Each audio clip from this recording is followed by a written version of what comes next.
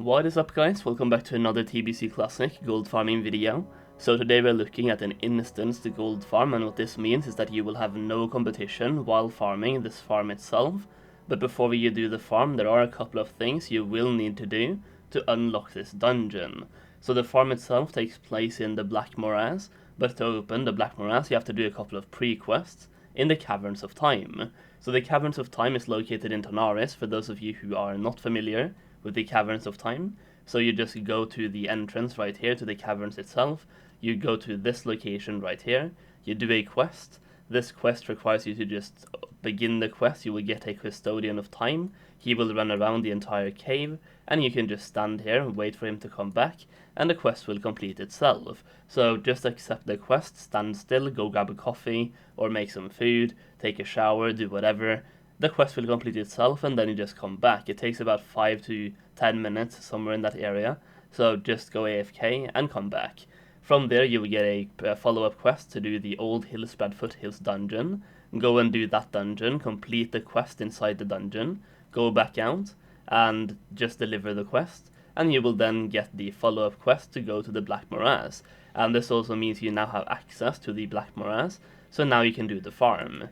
So remember that before you try to go and do this farm itself, you have to do that bit of pre-quest before as well. So you have to do the Old Hillspread Foothills, and I believe you have to do the quest as well, but it takes like 2 minutes. So just pick up the quest, do the Old Hillspread Foothills dungeon, then go to the Black Morass.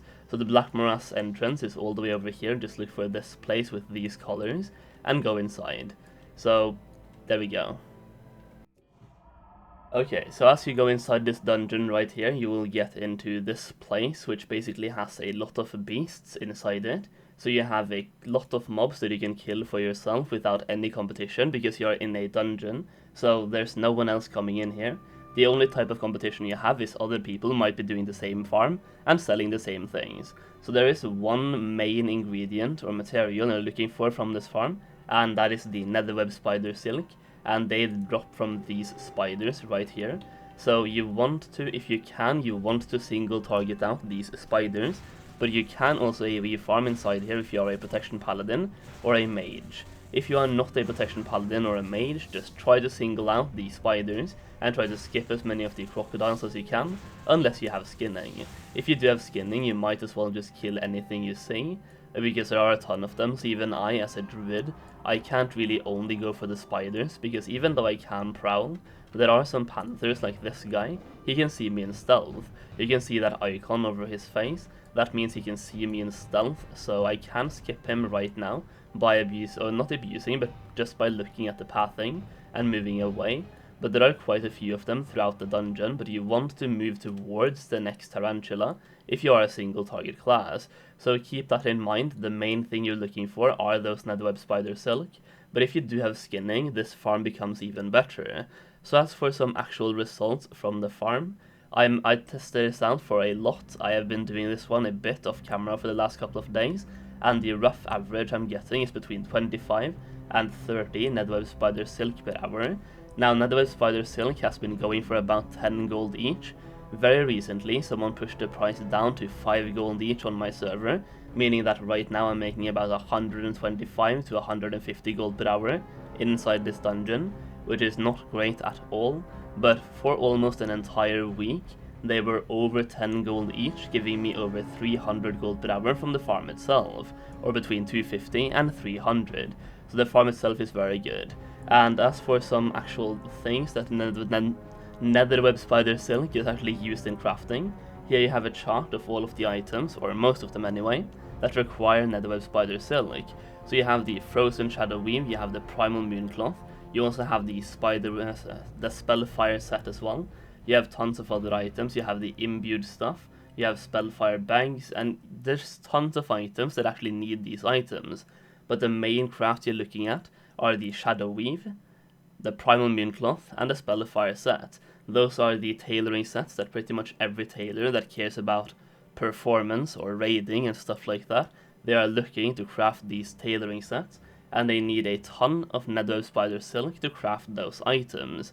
So you are capitalizing on people actually crafting these items to min-max, and a lot of people are crafting these items, which is why this actually sells. So yeah, if you have skinning, this is a very good farm to go to, and even without skinning, it could be a very good place to be and a good place to farm. The only thing I would say is check the price of Netherweb Spider Silk on your realm before going here, because right now at 5 gold per Netherweb Spider Silk, I would not farm here, but for 10 gold each, that gives you between 250 and 300 gold per hour. Only with those, you're also getting between 20 and 30 gold in just vendor values as well from the farm, so you're making some extra gold, but that's not really a lot. But the point is, as long as Netherweb Spider Silk is selling for 10 gold each, you can make over 300 gold per hour from the farm itself. But with the current prices on Pyrewood Village, which is my server by the way, I'm making only 150 gold per hour, which is not great at all. I also wanted to include some footage on how to do this as a protection paladin as well while we're at it. So basically, as a protection paladin, you just run around on your mount, you gather them up for as many as you can, so just pull as much as possible, because you're doing an AoE pull, so you want to make sure you can stay alive, but you also want to utilize the fact that you can do area of effect damage, so you want to pull as many as possible while staying alive.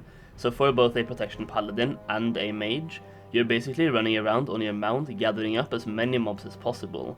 And this right here is when you can see the benefits of having skinning, because while you are targeting as many tarantulas as possible, giving you as many Netherweb Spider Silk as possible, you also happen to get some crocolisks and some panthers. So even in an AoE pool like this, you will get some non-tarantulas that you can actually skin to make even more gold.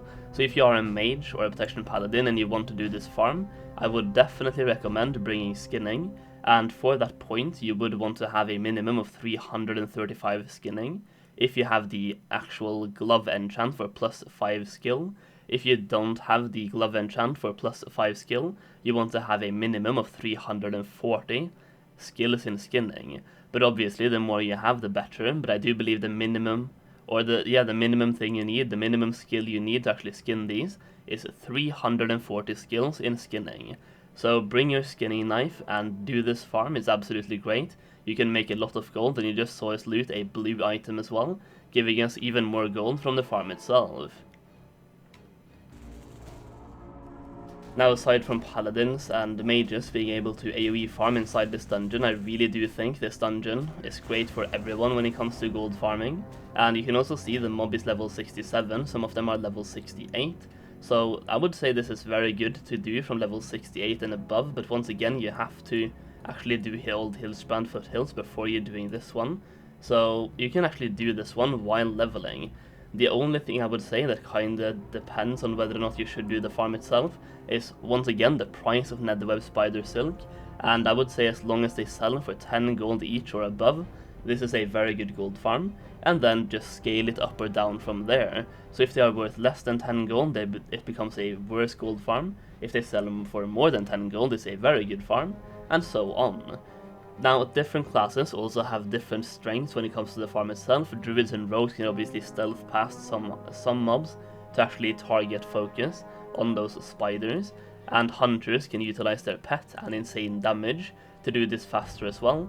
So this actually works for every single class if you ask me, even though some classes are better than others. So a lot of people can do this one, and once again just bring skinning if you want to make some extra gold. And that is pretty much it. That is the entire video. Hopefully you're able to use this farm to make a lot of gold in TBC Classic. If you enjoyed the video, or if you enjoyed the farm itself, leave a like on the video, and do me a favor and go and test it out for yourself. Do 1 hour of farming here, and let me know how many Netherweb Spider Silk you get from 1 hour of farming. So that's pretty much it. Thank you so much for watching, and I'll see you again very soon.